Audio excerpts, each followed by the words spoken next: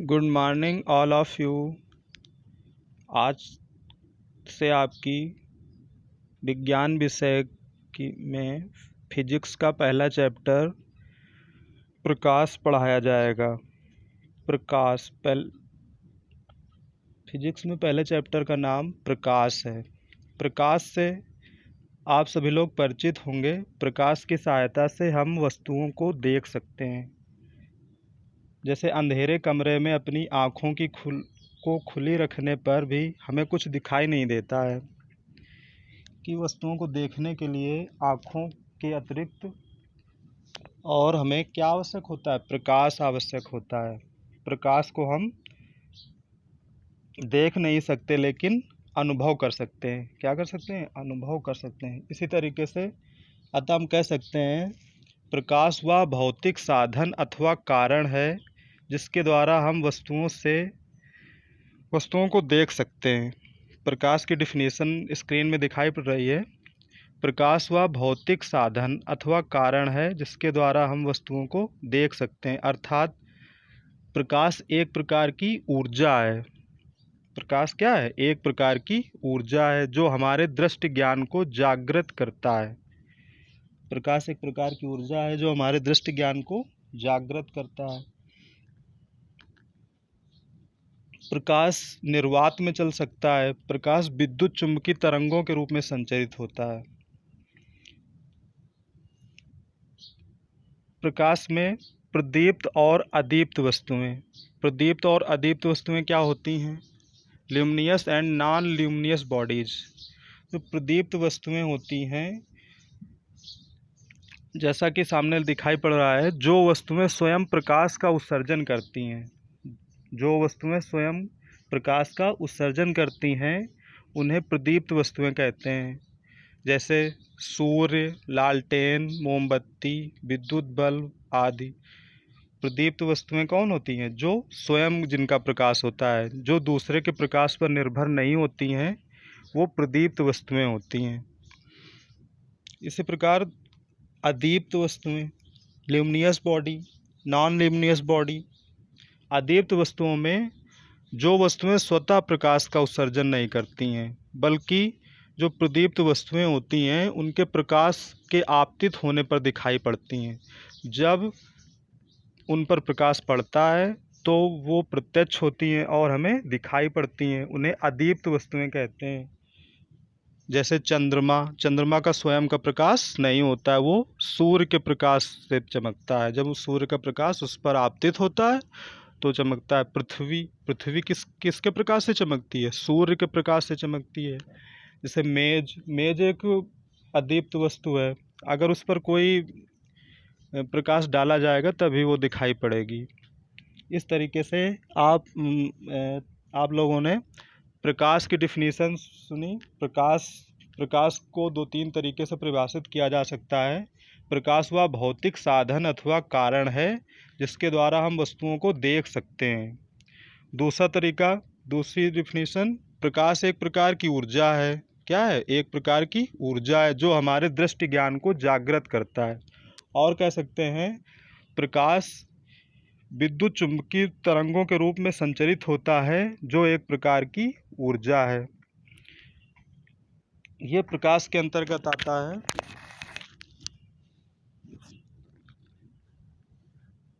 जैसा देख रहे हैं ऑप्टिकल मीडियम। ऑप्टिकल मीडियम का मतलब होता है प्रकाशिक माध्यम। प्रकाशिक माध्यम का मतलब प्रकाश जिस पदार्थ से होकर गमन करता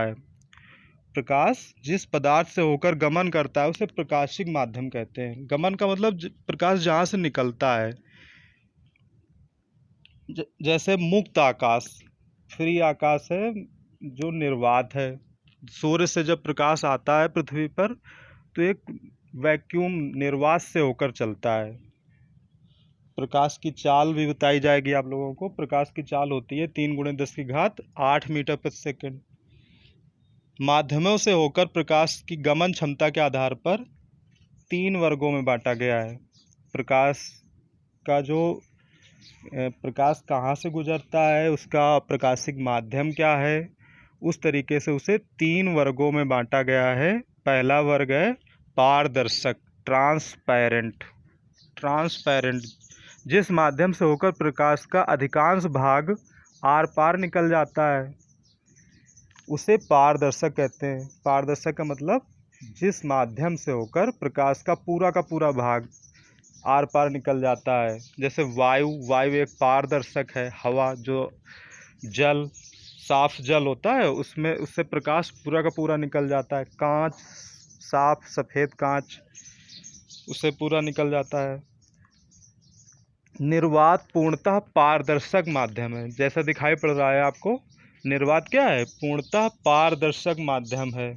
निर्वात का मतलब वैक्यूम होता है, जहाँ पर ना तो हवा होती है, ना पानी होता है, ना प्रकाश होता है, केवल शून्य होता है। वहाँ से वो क्या है? पूर्णतः पारदर्शक माध्यम है। इसी का दूसरा भाग है पारभाषक, ट्रांसल्यूसेंट, जिस माध्यम से होकर प्रकाश का आंशिक भाग आर पार निकल पाता है,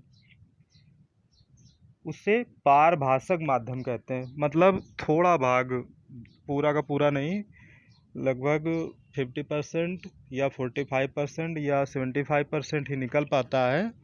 बाकी प्रकाश उस भाग से निकल नहीं पाता। जैसे अगर कांच को घिस दिया जाए, घिसा हुआ कांच, गंदा जल, तेल लगा हुआ कागज आदि, ये सब है, ये क्या है? पारभाषक है। पारभाषक का मतलब जिससे अधिकांश, केवल आंशिक भाग ही, कुछ भाग ही प्रकाश का बाहर निकल पाए, वो होता है पारभाषक माध्यम।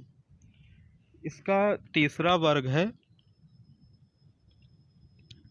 अपारदर्शक। क्या है? अपारदर्शक, ऑब्स्क्यूर, मतलब जिस पदार्थ से होकर प्रकाश आर पार नहीं जा सकता है, जिससे प्रकाश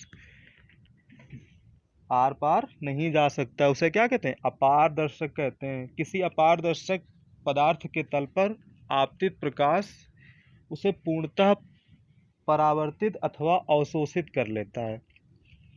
क्या कर लेता है? परावर्तित अथवा अवशोषित कर लेता है। अभी आप लोगों ने पढ़ा प्रकाश की डिफिनीशन। प्रकाश वह भौतिक साधन अथवा कारण है जिसके द्वारा हम वस्तुओं को देख सकते हैं। प्रकाश एक प्रकार की ऊर्जा है जो हमारे दृष्टि ज्ञान को जागृत करता है। क्या करता है? दृष्टि ज्ञान को जागृत करता है। प्रकाश निर्वात में भी चल सकता है। प्रकाश की चाल 3 × 10⁸ मीटर प्रति सेकंड होती है। और आप लोगों को प्रदीप्त और अदीप्त वस्तुएं बताई गई। प्रदीप्त वस्तुएं बताई गई जो ऐसी वस्तुएं होती हैं जो स्वतः प्रकाश का उत्सर्जन करती हैं, उन्हें दूसरे की प्रकाश की आवश्यकता नहीं होती है। जैसे मोमबत्ती हो गई, विद्युत बल्ब हो गया, सूर्य हो गया, लालटेन हो गई आदि। अदीप्त वस्तुएं बताई गई जो दूसरे के प्रकाश के, जो प्रदीप्त वस्तुओं के प्रकाश की सहायता से दिखाई पड़ती हैं, उन्हें अदीप्त वस्तुएं कहते हैं। जैसे कुर्सी, मेज, चंद्रमा, पृथ्वी आदि। फिर बताया गया पारभाषिक माध्यम, प्रकाशिक माध्यम, ऑप्टिकल मीडियम। प्रकाश क्या है? प्रकाश जिस पदार्थ से होकर गमन करता है या प्रकाश जिस पदार्थ से होकर निकलता है, उसे प्रकाशिक माध्यम कहते हैं। सबसे बड़ा प्रकाशिक माध्यम क्या है? आकाश है। वहाँ से प्रकाश निकलता है, आता है। माध्यमों से के आधार पर 3 वर्गों में बांटा गया है। पारदर्शक माध्यम, जिस माध्यम से होकर प्रकाश का अधिकांश भाग आर पार निकल जाता है, उसे पारदर्शक माध्यम कहते हैं। बताया गया वायु, जल, कांच आदि। निर्वात, निर्वात में प्रकाश पूर्णतः चल सकता है। पारदर्शक, जो ट्रांसपेरेंट होते हैं, उससे 100% पूरा का पूरा प्रकाश बाहर निकल जाता है। दूसरा बताया गया पारभाषक, जिस माध्यम से होकर प्रकाश का केवल अधिकांश भाग ही आर पार निकल पाता है, उसे पारभाषक माध्यम कहते हैं। जैसे घिसा हुआ कांच, तेल लगा हुआ कागज, गंदा जल, ये सब क्या है? पारभाषक हैं। पारभाषक का मतलब समझ गए? जिससे कुछ भाग प्रकाश का पूरा नहीं, कुछ भाग प्रकाश का बाहर निकल पाता है। और तीसरा भाग जैसा आप लोग देख रहे हैं स्क्रीन पर, जिस माध्यम से होकर प्रकाश आर पार नहीं जा सकता, उसे अपारदर्शक कहते हैं। जैसे लकड़ी, पत्थर, कोयला आदि। किसी अपारदर्शक पदार्थ के तल पर आपतित प्रकाश पूर्णतः परावर्तित तथा अवशोषित हो जाता है। अगर किसी अपारदर्शक, जैसे कोयला है, लकड़ी है या पत्थर है, चिकना पत्थर है, उस पर प्रकाश आपतित होगा तो वो परावर्तित हो जाएगा। अगर खुरदरा पत्थर है, उस पर प्रकाश आपतित होगा तो वो अवशोषित हो जाएगा। मतलब कहने का, जिस किसी अपारदर्शक पदार्थ के तल पर अगर प्रकाश आपतित होता है तो पूर्णतः परावर्तित अथवा अवशोषित हो जाता है। जैसा कि आप लोग इमेज में देख रहे हैं, सोलर एनर्जी, सौर ऊर्जा, ये प्रकाश जो सूर्य का प्रकाश होता है, सूर्य के प्रकाश को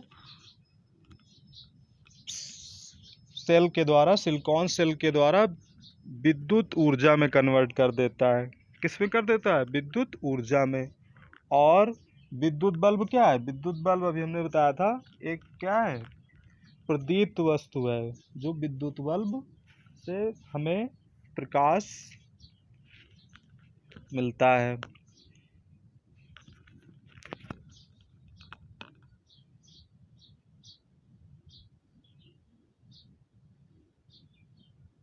टुडे थॉट में आज स्वामी विवेकानंद ने कुछ कहा है, never say no, never say I can not, for you are infinite, all the power is within you, you can do anything.